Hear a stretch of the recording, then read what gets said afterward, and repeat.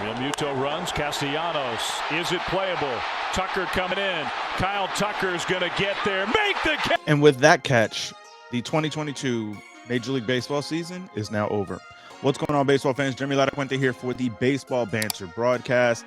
And today we continue and round out our series looking at 3 takeaways from the clinching Game 6 of the World Series for this 2022 campaign. So let's begin with the first takeaway.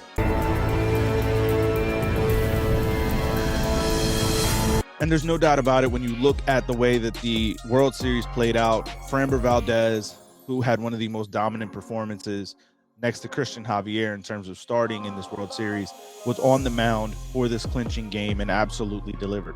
6 innings, 2 hits, 1 earned run, which was a home run to Kyle Schwarber, and 9 strikeouts. This was another brilliant, dominant performance on the mound. There was no real questions of any kind of funny business. And when you look at how Framber was able to kind of dissect the Phillies lineup, very little question that this is going to be one of the more dominant arms that we have to start really paying attention to in terms of Cy Young conversation going forward in Major League Baseball. Now, as we look at the second takeaway, Air Yordan.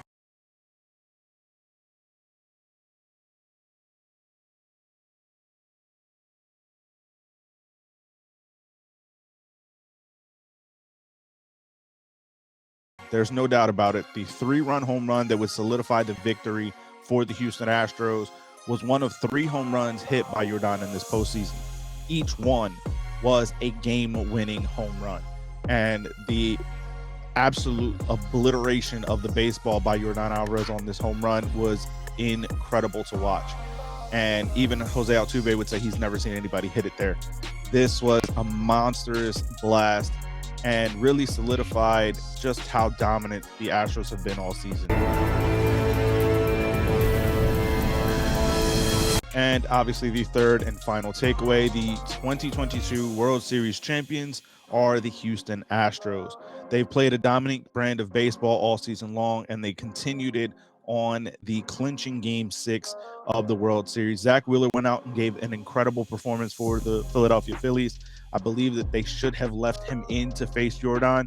The outcome may have still been the same, but we'll never really know. I don't think that bringing in Alvarado again in that same exact spot for the 6th, 7th time already, it felt like, in this same one World Series, they always brought him in to face Yordan, and it seemed as if each time Yordan was progressively getting better and better at bats against Jose Alvarado, and honestly should have continued to be facing Zach Wheeler, in my opinion. But obviously, hindsight is 2020. We can look back and second guess all kinds of managerial decisions throughout the course of this postseason, throughout every team's postseason, as well as the entire regular season. That is the beauty of looking back. But very little question, very little doubt. Big time move by the Houston Astros to reclaim the top of the mountain in the baseball sphere. And big ups to Dusty Baker getting that first managerial ring. This is a Hall of Fame manager who's already had a Hall of Fame resume, even without winning a World Series. And now you put the icing on the cake, in my opinion. Good job. Thank you. Congratulations, Dusty. This is a well-deserved victory. But I want to hear from you guys. Let me know your thoughts, your feelings. What were the biggest takeaways for you throughout the course of the 2022 World Series between the Houston Astros and the Philadelphia Phillies? Let me know those thoughts down in the comments, or find me over on Twitter at banter_baseball, and we can keep the conversation rolling.